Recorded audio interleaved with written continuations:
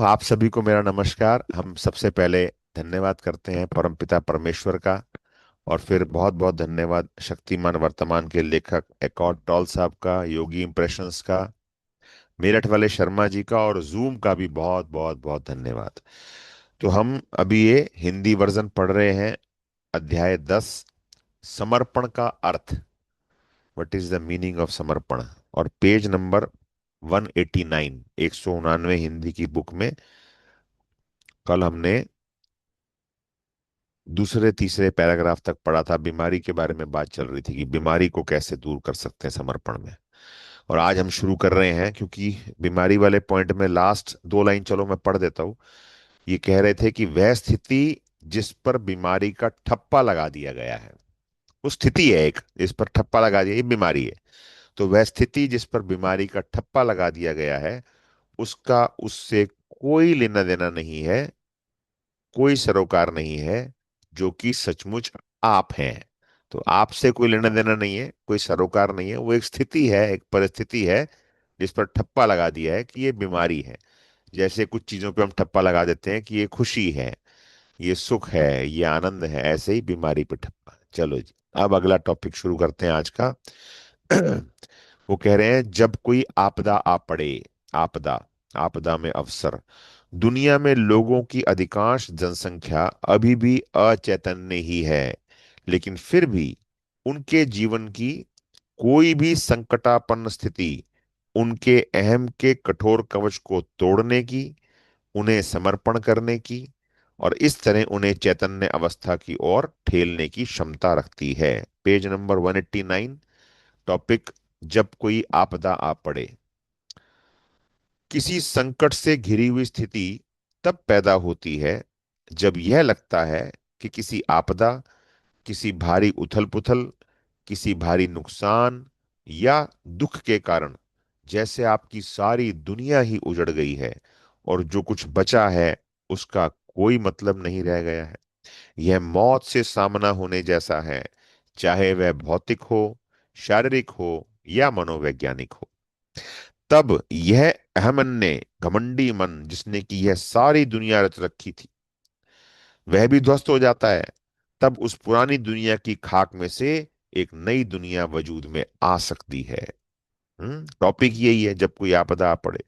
तो टॉल साहब कह रहे हैं कि इस बात की वाकई कोई गारंटी नहीं है कि संकट से घिरी हर स्थिति ऐसा कर सकती है, लेकिन संभावना तो हमेशा रहती ही है।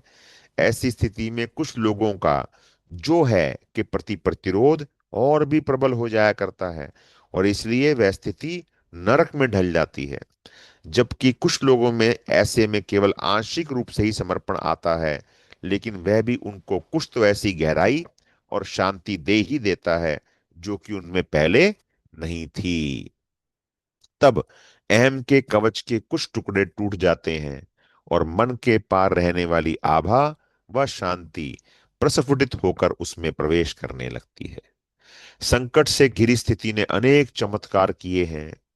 फांसी पर लटकाए जाने के इंतजार में दिन बिता रहे ऐसे अनेक हत्यारे हुए हैं जिन्होंने अपने जीवन के कुछ अंतिम घंटों में इस अहम रहित अवस्था को अनुभूत किया है और उस अवस्था के साथ आने वाले आनंद को व शांति को भी महसूस किया है। जिस स्थिति में वे खुद को पा रहे थे, उसके प्रति उनका प्रतिरोध इतनी पराकाष्ठा पर पहुंचा हुआ था कि वह उन्हें असहनीय पीड़ा दिया करता था, लेकिन उनके लिए कहीं जाने का न कोई रास्ता था और न ही पलायन करने का कोई उपाय। यहां तक कि मन निर्मित भविष्य में भी उनके लिए आशा की कोई किरण दिखाई नहीं देती थी। अतः अस्वीकार्य को भी स्वीकार करने के लिए वे विवश हो गए थे, वे समर्पण के लिए विवश हो गए थे और इस तरह वे दिव्यता के क्षेत्र में प्रवेश करने की अवस्था में पहुंच गए थे, जिसके साथ साथ आती है मुक्ति, अतीत से पूरी मुक्ति। यह सच है कि संकट से घिरी कोई स्थिति स्वयं किसी दिव्यता या मुक्ति की अवस्था में पहुंचने की संभावना नहीं बनाती, लेकिन समर्पण करना तो ऐसी संभावना बनाता ही है। तो जब भी कोई आपदा या विपत्ति आ पड़े या कुछ बहुत बुरा हो जाए, जैसे बीमारी, अक्षमता, घर से बेघर हो जाना, भाग्य खराब हो जाना, सामाजिक प्रतिष्ठा खो जाना किसी प्रगाढ़ संबंध का टूट जाना, किसी प्रियजन की मृत्यु हो जाना, या उस पर कोई मुसीबत आ जाना, या स्वयं आपकी मौत का निकट आ जाना, तब आश्वस्त रहिए कि उसका दूसरा पहलू भी है, कि आप एक अविश्वसनीय चीज से बस एक कदम दूर हैं, और वह है उस पीड़ा व दुख तकलीफ रूपी घटिया धातु को सोने जैसी कीमती धातु में तत्वरांतरित कर देने की मुकम्मल कीमियाई। और उस एक कदम को समर्पण कहते हैं। मेरे कहने का मतलब यह नहीं है कि आप ऐसी स्थिति में सुखी हो जाएंगे, खुश हो जाएंगे, नहीं, ऐसा नहीं है। लेकिन ऐसा अवश्य है कि आपका भय और दुख तत्वांतरित होकर शांति में, सुकून में बदल जाएगा, जो कि एक बहुत गहरे स्थान से आ रहा होगा, स्वयं उस परम अव्यक्त से। यह ईश्वरीय शांति है जो किसी भी बोध शक्ति से पार और परे है। उसकी तुलना में सुख तो एक बहुत ही उथली चीज है। इसी कांतिमान शांति के साथ आती है यह समझ, वह भी आपके मन के स्तर पर नहीं, बल्कि आपके बीइंग की गहराई में, कि आप अविनाशी हैं, अमर हैं। यह कोई विश्वास मात्र नहीं है, बल्कि यह तो ऐसी पूर्ण सच्चाई है जिसे ना तो किसी बाहरी प्रमाण की आवश्यकता है और ना ही किसी अन्य स्रोत के सबूत की। अगला पॉइंट है दुख को शांति में बदलना। अब जिज्ञासु पूछ रहे हैं, उनका सवाल है, क्या कह रहे हैं जिज्ञासु, कि मैंने प्राचीन ग्रीस के एक विरक्त तथा वीतराग दार्शनिक के बारे में पढ़ा है, जिसे जब यह बताया गया कि उसका पुत्र एक दुर्घटना में मारा गया है, तो उसका जवाब था, मैं जानता था कि वह अमर नहीं है। क्या यह समर्पण है, क्वेश्चन मार्क। और अगर है तो मुझे ये नहीं चाहिए भाई। ऐसी कुछ स्थितियां होती हैं जिनमें यह समर्पण अस्वाभाविक, अप्राकृतिक और अमानवीय लगता है। अब उत्तर क्या दे रहे हैं, टॉल साहब क्या कह रहे हैं, अपनी भावनाओं से कट जाना समर्पण नहीं है। लेकिन हम नहीं जानते कि जब उस दार्शनिक ने ये शब्द कहे थे, तब उसकी आंतरिक अवस्था क्या रही होगी। हो सकता है कि कुछ चरम स्थितियों में अब को स्वीकार करना अभी भी आपके लिए संभव ना हो, लेकिन समर्पण में आपको इसके लिए एक और अवसर तो मिल ही जाता है। आपका पहला अवसर तो यह होता है कि हर पल को आप उस पल की वास्तविकता के प्रति समर्पित कर दें, यह जानने के बाद कि जो हो गया है उसे अनहुआ नहीं किया जा सकता, क्योंकि वह तो है ही। आप जो है को हाँ कहें, या जो नहीं है उसे स्वीकार करें। उसके बाद आप वह करें जो आपको करना है, वह करें जो स्थिति की आवश्यकता है। अगर आप स्वीकारने की इस अवस्था में ठहरे रहते हैं, तो आप कोई और नकारात्मकता, कोई और कष्ट कलेश, कोई और दुख सृजित नहीं करते हैं। तब आप अप्रतिरोध की अवस्था में, ईश कृपा की अवस्था में, सहजता की अवस्था में रहते हैं, संघर्ष से मुक्त रहते हैं।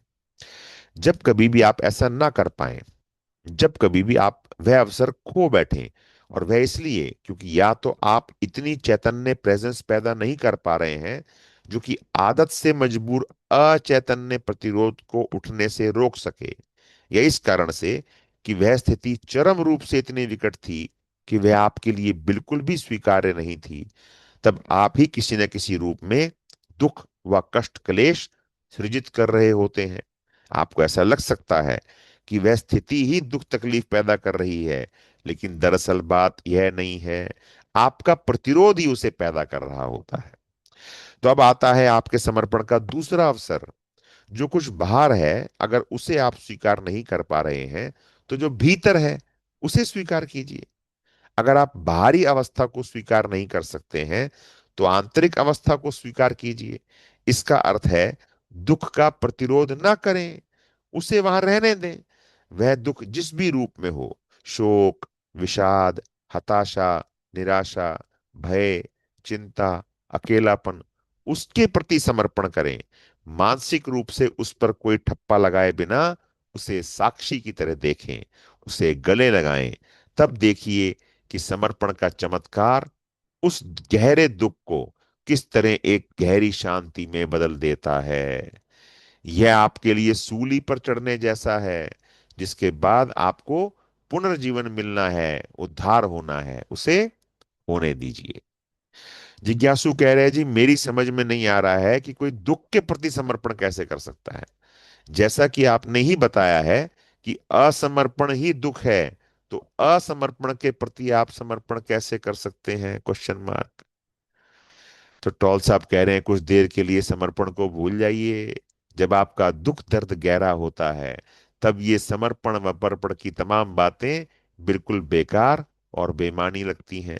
जब आपका दुख दर्द गहरा होता है, तब अधिक संभावना इस बात की ही रहती है कि उसके प्रति समर्पण करने के बजाय आप उससे पलायन करें।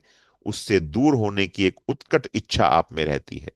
जो दुख दर्द आप महसूस कर रहे हैं, उसे आप महसूस करना ही नहीं चाहते हैं। इससे अधिक आम बात और क्या हो सकती है। लेकिन बच निकलने का, पलायन करने का कोई रास्ता नहीं होता।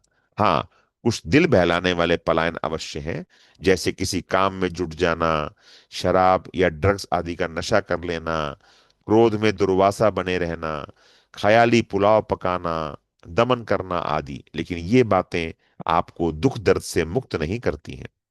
दुख को जब आप अचैतन्य बना देते हैं, तो उसकी प्रबलता कुछ कम नहीं हो जाती है। जब आप भावनात्मक दुख को नकार देते हैं, तब जो कुछ भी आप करते या सोचते हैं, वह भी और आपके संबंध भी उससे प्रभावित हुए बिना नहीं रहते। लगता है जैसे आप उसका प्रसारण कर रहे हो, क्योंकि ऐसे में जो ऊर्जा आप में से निकल रही होगी, उसे दूसरे लोग अवचेतन रूप से ग्रहण कर रहे होंगे। अगर वे अचैतन्य हुए, तो वे अपने अंदर से इतना आवेग और आवेश उठता महसूस करेंगे, जैसे वे आप पर आक्रमण करने या आपको चोट पहुंचाने के लिए विवश किए गए हों, या आप ही अपने दुख के अचैतन्य आवेग में उन्हें चोट पहुंचाने की कोशिश कर सकते हैं। आपकी आंतरिक अवस्था जैसी होती है, वैसी ही स्थिति आप आकर्षित करते हैं और वैसा ही अभिव्यक्त करते हैं। आपकी आंतरिक स्थिति जैसी होती है, वैसी ही स्थिति आप आकर्षित करते हैं और वैसा ही अभिव्यक्त करते हैं। जब बाहर निकलने का कोई रास्ता नहीं होता है, तो भी उससे पार पाने का तो कोई रास्ता होता ही है। इसलिए दुख दर्द से बचकर मत भागिए, उसका सामना कीजिए, उसे पूरी तरह महसूस कीजिए। उसे महसूस कीजिए, उसके बारे में सोचिए मत।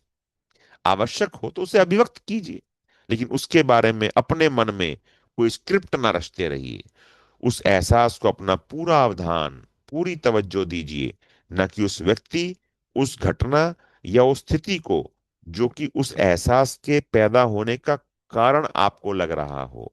अपने मन को उस पीड़ा का इस्तेमाल करने देते हुए खुद को उसका शिकार मत बनने दीजिए। खुद के लिए दुख महसूस करते रहने और दूसरों को अपनी व्यथा कथा सुनाते रहने से आप खुद को उस दुख में फंसाए ही रखेंगे। चूंकि उस एहसास से बाहर निकलना संभव नहीं है, इसलिए बदलाव की जो केवल संभावना है, वह यह है कि उसमें उतर जाइए, अन्यथा कुछ भी नहीं बदलेगा। इसलिए जो भी आप महसूस कर रहे हैं, उसे अपना पूरा अवधान दीजिए और मन द्वारा उसके लिए दिए जाने वाले किसी भी नाम या लेबल से परहेज कीजिए। जब आप उस एहसास में उतरें, तो अत्यधिक सचेत रहें। पहले पहल तो वह एक अंधेरी और डरावनी जगह लगेगी, लेकिन जब भी उसमें मुंह मोड़ लेने का आवेग उठे, तो उस आवेग का अवलोकन कीजिए, उसे ध्यान से देखिए, लेकिन उसके अनुसार कुछ करिए मत। अपने अवधान को उस पीड़ा पर टिकाए रखिए। उस दुख को, भय को, आशंका को, अकेलेपन को, या जो कुछ भी वह है, उसे महसूस करते रहिए। सजग सचेत रहिए, प्रेजेंट रहिए अपने संपूर्ण बीइंग के साथ। अपने शरीर के एक एक कोशाणु के साथ प्रेजेंट रहिए। जब आप ऐसा करते हैं, तब आप उस अंधेरे में एक प्रकाश ले आते हैं। यही होती है आपकी चैतन्यता की लौ।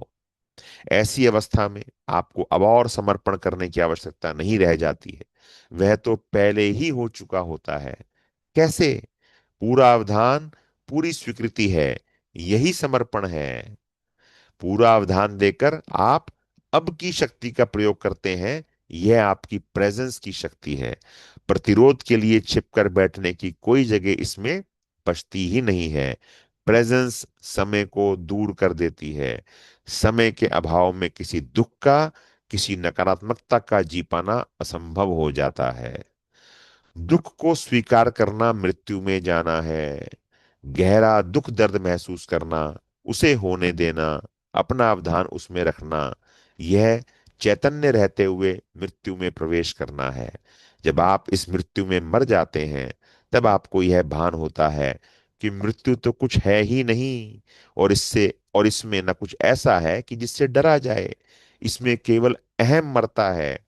धूप की एक ऐसी किरण की कल्पना कीजिए जो यह भूल गई हो कि वह तो सूर्य का एक अपृथक्य भाग है, और इस भुलावे में खुद को डालते हुए जो यह मान बैठी हो कि जीने के लिए उसे खुद ही संघर्ष करना है, और इसीलिए वह सूर्य के बजाय किसी और को अपनी पहचान बनाकर उसके साथ लग गई हो। उस किरण के लिए इस भुलावे और भ्रांति की मृत्यु हो जाना क्या आश्चर्यजनक मुक्ति नहीं है? क्या आप एक सरल सहज मृत्यु चाहते हैं? क्या आप बिना किसी पीड़ा के, बिना किसी तड़पन के मरना चाहते हैं? तो हर बीते अगर ऐसा है तो हर बीते हुए पल के प्रति मर जाइए, और अपनी प्रेजेंस के प्रकाश से उस बोझिल और समय की बेड़ियों से बंधे अहम का अंधेरा दूर होने दीजिए, जिसे आपने आप होने की गलतफहमी पाल रखी है। अब एक तरीका बता रहे हैं, सलीब वाला तरीका। ये क्या है जी? तो ऐसे बहुत से लोग हैं, जिज्ञासु कह रहा है, ऐसे बहुत से लोग हैं जो बताते हैं कि अपने गहरे दुख के जरिए उन्हें ईश्वर की प्राप्ति हुई है। और एक ईसाई कथन भी है, सलीब वाला तरीका, जो कि मेरे विचार से इसी और इशारा करता है। तो टॉल साहब कह रहे हैं, इस बात के अलावा हमारा यहाँ किसी और बात से सरोकार भी नहीं है। लेकिन सच तो यह है कि अपने दुख के जरिए से उन्होंने ईश्वर को नहीं पाया, क्योंकि दुख में तो प्रतिरोध शामिल रहता है। उन्होंने ईश्वर को समर्पण के जरिए से पाया, जो है को पूरी तरह स्वीकार करने के जरिए से पाया, जिसमें कि वे अपने घने दुख द्वारा धकेल दिए गए थे। किसी न किसी स्तर पर उन्हें यह बोध हो गया होगा कि उनका दुख दर्द उन्हीं का बनाया हुआ है। तो जिज्ञासु ने पूछा है कि आप समर्पण को ईश्वर प्राप्ति के बराबर कैसे मान सकते हैं? Question mark. टॉल साहब कह रहे हैं, चूंकि प्रतिरोध को मन से अलग किया ही नहीं जा सकता है, इसलिए अगर प्रतिरोध को खत्म कर दिया जाए, यानी समर्पण कर दिया जाए, तो वह मन भी खत्म हो जाता है जो आपका मालिक बना बैठा है, जो आप होने का ढोंग रच रहा होता है, झूठा भगवान बना बैठा होता है। तब सारे निर्णय निष्कर्ष, समूची नकारात्मकता भी पिघल जाती है, गल जाती है। तब सारे तब बीइंग का साम्राज्य, जिसे मन ने ढांप रखा था, पुनः पूरी तरह खुल जाता है। अनायास ही एक अथाह शांति और निस्तब्धता स्तब्धता का भाव आपके भीतर से उदित होता है। उस शांति के अंदर विपुल आनंद की अनुभूति होती है, और उस आनंद में ही वास करता है प्रेम। तब आपके अंतरतम में अवतरित होती है वह पवित्रता, वह अपरिमेयता, जिसे कोई नाम दिया ही नहीं जा सकता। इसे मैं ईश्वर को पा लेना नहीं कहता, क्योंकि आप भला उसे कैसे पा सकते हैं जिसे आपने कभी खोया ही ना हो, यानी वह प्राण जो आप हैं। यह ईश्वर शब्द सीमा में बांध देने वाला हो गया है, केवल इसलिए नहीं कि हजारों वर्षों से ईश्वर को गलत समझा गया है और इस शब्द का दुरुपयोग किया गया है, बल्कि इसलिए भी कि वह अपने में एक ऐसी हस्ती का भाव रखता है जो कि आपसे अलग है। ईश्वर तो बीइंग है, कोई एक बीइंग नहीं। उसमें और हम में कर्ता कर्म जैसा कोई संबंध नहीं है, कोई द्वैत नहीं है। आप और ईश्वर जैसी कोई स्थिति नहीं है। ईश्वर अनुभूति तो वह एकदम सहज स्वाभाविक चीज है जो मौजूद रहती है। अद्भुत और अबोध गम्य तथ्य यह नहीं है कि आप ईश्वर के प्रति चैतन्य हो सकते हैं, बल्कि यह है कि आप ईश्वर के प्रति चैतन्य रहते नहीं हैं। सलीब के जिस तरीके का आपने जिक्र किया है, वह एनलाइटनमेंट का पुराना तरीका है, और हाल फिलहाल तक इकलौता रास्ता भी वही था। फिर भी इसे रद्द ना करें, और ना ही इसकी फलोत्पादकता को कुछ कमतर आंकें। यह अभी भी कारगर है। सलीब वाला तरीका एक बिल्कुल उलट बांसी जैसा है, यानी इसमें आपके जीवन की जो सबसे खराब, सबसे बुरी चीज है, जैसे सलीब, वही चीज किसी भी अन्य चीज के मुकाबले आपके लिए अब तक की सबसे अधिक हितकारी व कल्याणकारी चीज सिद्ध होती है, क्योंकि वही आपको समर्पण की तरफ, मृत्यु की तरफ ठेलती है। वही आपको कुछ न बनने की तरफ, ईश्वर हो जाने की तरफ धकेलती है, क्योंकि ईश्वर भी तो कुछ नहीं है। आज भी इंसानों की अधिकांश संख्या की अचैतन्यता को देखते हुए सलीब वाला तरीका अभी भी इकलौता तरीका है। केवल अधिक दुख द्वारा ही ऐसे लोग चेतेंगे, और इसलिए व्यापक उथल पुथल के बाद एक सामूहिक परिदृश्य के रूप में होने वाले एनलाइटनमेंट की भविष्यवाणी की जा सकती है। यह प्रक्रिया कुछ ऐसे सर्वव्यापी नियमों की क्रिया को दर्शाती है जो चेतना के विकास अभिवृद्धि को संचालित करते हैं, और इसीलिए कुछ मनीषियों द्वारा इसे पहले ही पहचान लिया गया था। कुछ अन्य ग्रंथों में भी इसका वर्णन किया गया है, जैसे बुक ऑफ रेवल्यूशन या एपोक्लिप्स में। हालांकि वहां इन्हें कुछ छिपे हुए और कभी कभी तो समझ में ना आने वाले प्रतीकों के रूप में ही वर्णित किया गया है। यह दुख ईश्वर द्वारा किसी दंड के रूप में थोपा नहीं गया है, बल्कि इंसानों द्वारा इसे खुद ही ओढ़ा गया है। खुद पर भी और एक दूसरे पर भी यह लादा गया है, और साथ ही उन कुछ रक्षात्मक उपायों द्वारा भी दिया गया है जो कि इस धरती ने पागलपन भरे इंसानों द्वारा की जाने वाली मारकाट से खुद को बचाने के लिए अपनाए हैं। क्योंकि यह धरती भी तो एक जीवंत और प्रज्ञावान सकारण संरचना ही है। लेकिन ऐसे जीते जागते लोगों की संख्या आज बढ़ रही है, जिनकी चैतन्यता इतनी विकसित हो चुकी है कि एनलाइटनमेंट को प्राप्त करने के लिए उन्हें और दुख उठाने की आवश्यकता नहीं रह गई है। आप भी उनमें से एक हो सकते हैं जी। दुख के जरिए एनलाइटनमेंट प्राप्त करना, यानी सलीब वाला तरीका अपनाना, इसका अर्थ है खुद को कष्ट देते हुए खुद को स्वर्ग में की ओर धकेलना। इसमें अंततः आप समर्पण कर देते हैं, क्योंकि इतना दर्द आप सहन नहीं कर पाते हैं। लेकिन दर्द तब तक चल सकता है जब तक कि आप समर्पण समर्पण की अवस्था तक पहुंच नहीं जाते। चैतन्य रूप में एनलाइटनमेंट चुनने का अर्थ है अतीत व भविष्य के प्रति अपनी आसक्ति को छोड़ देना और अब को अपने जीवन का मुख्य फोकस बना लेना। इसका अर्थ होता है समय में, यानी विगत या आगत, पास्ट और फ्यूचर, विगत या आगत समय में जीने के बजाय वर्तमान में रहना, जीना। इसका अर्थ होता है जो है को हाँ कहना। फिर आपको और अधिक दुख व कष्ट की आवश्यकता ही नहीं रहती है। आपको क्या लगता है कि यह कहने के लिए आपको कितना और समय चाहिए कि अब मैं कोई और दुख और पीड़ा सृजित नहीं करूंगा? Question mark. यह चुनाव करने से पहले आपको और कितने दुख, कितनी पीड़ा की आवश्यकता है? Question mark. अगर आपको लगता है कि आपको और समय चाहिए, तो आपको समय मिलेगा, यानी और दुख व कष्ट मिलेगा। समय और दुख अपृथक्य रहते हैं, अलग नहीं हो सकते, सदा संबद्ध रहते हैं, इन्हें अलग नहीं किया जा सकता। अब है आपके पास चयन करने की शक्ति, अगला टॉपिक। तो जिज्ञासु कह रहा है कि उन लोगों के बारे में आप क्या कहेंगे जो लगता है कि दुख व कष्ट को सचमुच चाहते हैं? Question mark. मेरी एक मित्र है जिसका पति उसके साथ दुर्व्यवहार करता है। उसका पहला पति भी ऐसा ही था। वह ऐसा ही आदमी क्यों चुनती है, और ऐसी स्थिति से बाहर निकलने से वह मना क्यों कर रही है? Question mark. बहुत से लोग दुख दर्द को सचमुच चुनते ही क्यों हैं? Question mark. अब टॉल साहब क्या कह रहे हैं? इस चयन करने की शक्ति में बहुत बढ़िया बातें आपको मिलेंगी। मैं जानता हूं कि यह चुनना शब्द आज की नई पीढ़ी का बड़ा प्रिय शब्द हो गया है, लेकिन लेकिन यह इस संदर्भ के लिए बिल्कुल भी सही नहीं बैठता है। यह कहना गलत होगा कि अमुक ने एक उत्पीड़क संबंध को चुना या अपने जीवन के किसी भी नकारात्मक स्थिति को चुना। चुनने में तो सजगता की आवश्यकता होती है, एक अत्यंत चैतन्यता की आवश्यकता होती है। उसके बिना तो आप कुछ चुन ही नहीं सकते। चुनने की तो शुरुआत ही तब होती है जब आप खुद को अपने मन और उसके संस्कारग्रस्त तौर तरीकों की तादात्म्यता में से बाहर निकाल लेते हैं, जब आप वर्तमान में प्रेजेंट हो जाते हैं। जब तक आप उस बिंदु तक नहीं पहुंच जाते हैं, तब तक तो आप आध्यात्मिक भाषा में अचैतन्य ही हैं।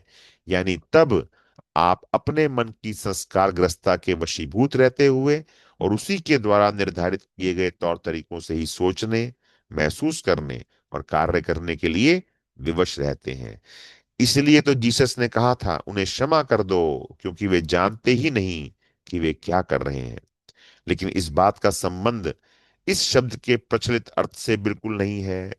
मैं ऐसे अनेक लोगों से मिला हूं जो उच्च शिक्षित हैं, ज्ञानवान हैं, लेकिन फिर भी पूरी तरह अचैतन्य हैं, या यानी पूरी तरह से अपने मन के साथ तादाद में हैं। वास्तव में मानसिक विकास और ज्ञान के विस्तार का प्रति संतुलन बनाए रखने के लिए अगर चेतना का भी उतना ही विकास नहीं किया जाता है, तो दुख और दुर्भाग्य की संभावना बहुत अधिक बढ़ जाती है। जिस मित्र के बारे में बात कर रहा था, तो वहां कह रहे हैं, आपकी मित्र एक दुर्व्यवहार करने वाले साथी को सहते हुए वहीं अटकी हुई है, लेकिन ऐसा पहली बार भी नहीं है ना? यह कोई चयन नहीं है।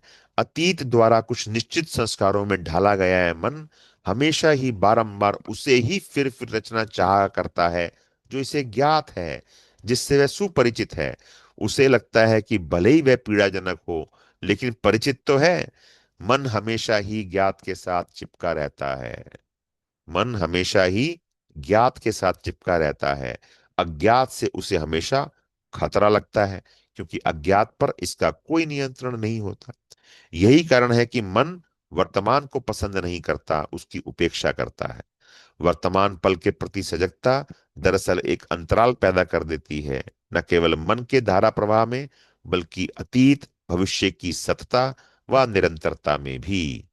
इस संसार में जो कुछ सचमुच नया और रचनात्मक आता है, वह इस अंतराल के जरिए ही आता है, अन्यथा आ ही नहीं सकता, क्योंकि यह अंतराल ही अनंत संभावनाओं वाला स्वच्छ, निर्बाध, स्पष्टदर्शी व पारदर्शी रिक्त स्थान होता है।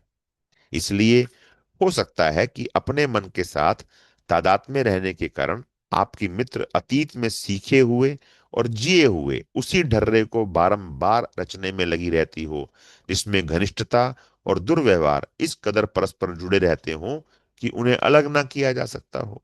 या यह हो सकता है कि वह किसी ऐसे मानसिक प्रभाव के कारण कर रही हो, जो कि उसके शुरुआती बचपन में पड़ा हो, जिसके अनुसार वह किसी लायक नहीं है और इसलिए सजा की हकदार है।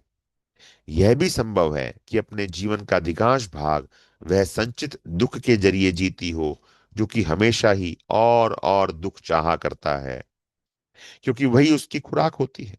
उसका पति खुद में अपने ही एक ऐसे अचैतन्य मानसिक ढांचे में रहता हो, जिसके साथ इसका मानसिक ढांचा अनुपूरक सिद्ध होता हो।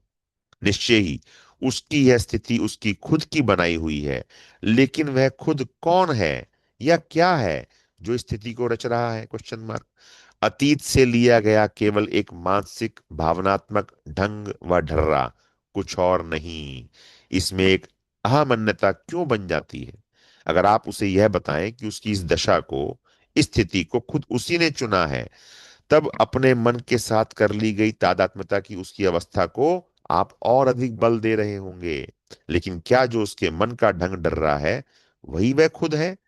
या क्या वह अपना अहम है?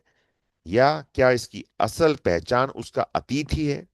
अपनी मित्र को बताइए कि उसके विचारों और भावनाओं के पीछे जो है, उसका अवलोकन करने वाली प्रेजेंस वह कैसे बने। उसे संचित दुख के बारे में बताइए, और यह भी बताइए कि उससे खुद को मुक्त कैसे किया जाए। उसे आंतरिक शरीर को सजग रहने की कला सिखाइए। प्रेजेंस क्या होती है, यह उसके सामने करके दिखाइए। जब वह वर्तमान की शक्ति तक पहुंचने के योग्य हो जाएगी और उसके द्वारा अपने संस्कारग्रस्त अतीत के बंधन तोड़कर वह बाहर आ जाएगी, तब वह चुन पाएगी। गड़बड़, द्वंद, टकराव, दुख, पीड़ा, इनको कोई चुनता नहीं है। पागलपन को कोई चुनता नहीं है। ये चीजें तो हो जाती हैं, और हो इसलिए जाती हैं क्योंकि आप में इतनी पर्याप्त प्रेजेंस नहीं रहती है कि वह अतीत को पिघला सके। आप में इतना प्रकाश नहीं रहता है कि अंधकार को दूर कर सके। आप पूरी तरह यहां रहते ही नहीं हैं।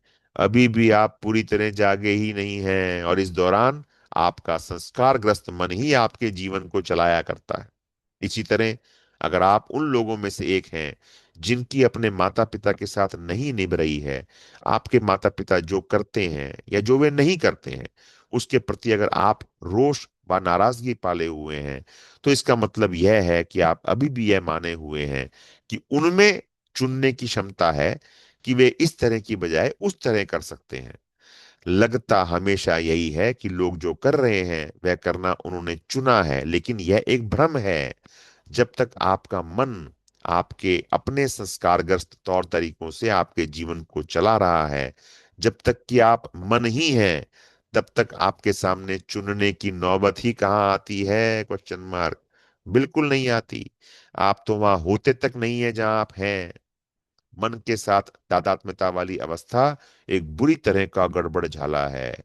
वह पागलपन का ही एक रूप है। लगभग हर व्यक्ति इस अवस्था से ग्रस्त है। हर एक के पागलपन की केवल मात्रा ही कम या ज्यादा होती है। जिस पल आपको इसका बोध हो जाता है, आपका रोष, आक्रोश और नाराजगी समाप्त हो जाती है। किसी की बीमारी के साथ भला आप रोष कैसे कर सकते हैं? Question mark. किसी की ऐसी अवस्था के प्रति किया जाने वाला उचित व्यवहार तो करुणा ही है। तो जिज्ञासु पूछ रहा है, इसका मतलब यह हुआ कि कोई जो कुछ भी कर रहा है उसके लिए वह जिम्मेदार नहीं है? Question mark. मुझे तो यह बात बड़ी बेतुकी लग रही है। तो टॉल साहब कह रहे हैं, अगर आप अपने मन द्वारा संचालित किए जा रहे हैं, तब भले ही जो कुछ आप कह रहे हैं वह करना आपके द्वारा ना चुना गया हो, तो भी खुद के अचैतन्य होने के परिणाम तो आपको भुगतने ही पड़ेंगे। और उस तरह आप और दुख सृजित करते जाएंगे। भय, द्वंद्व, टकराव, समस्याएं और पीड़ा, इन सब का बोझ तो आप उठाते फिर रहे होंगे। इस प्रकार से पैदा होने वाला दुख अंततः आपकी अचैतन्य अवस्था से बाहर निकलने के लिए आपको विवश कर ही देगा। तो जिज्ञासु कह रहा है कि जो बात आप चुनने के बारे में कह रहे हैं, मुझे लगता है कि वह क्षमादान पर भी लागू होती है। क्षमा करने से पहले हमें पूरी तरह चैतन्य होने और समर्पण करने की आवश्यकता पड़ती है। तो टॉल साहब कह रहे हैं कि क्षमा शब्द का प्रयोग हालांकि कोई 2000 वर्षों से किया जा रहा है, लेकिन अधिकतर लोगों को एक बड़ा सीमित सा ही अनुमान है कि इसका अर्थ क्या है। आप खुद को या किसी और को तब तक सचमुच क्षमा नहीं कर सकते जब तक कि आप अपने स्व का भाव अतीत से ग्रहण कर रहे होते हैं। सच्ची क्षमा केवल अब की शक्ति के जरिए ही की जा सकती है, जो कि आपकी ही शक्ति है, आपके मन की नहीं। यह अवस्था अतीत को निर्बल कर देती है, और इसमें आपको यह गहन बोध हो जाता है कि ऐसा कुछ भी जो कि आपके द्वारा किया गया हो या आपके प्रति किया गया हो, वह उस दैदीप्यमान सार तत्व को लेश मात्र भी स्पर्श कर पाता हो जो कि वास्तव में आप हैं। तब क्षमा करने की पूरी अवधारणा ही अनावश्यक हो जाती है।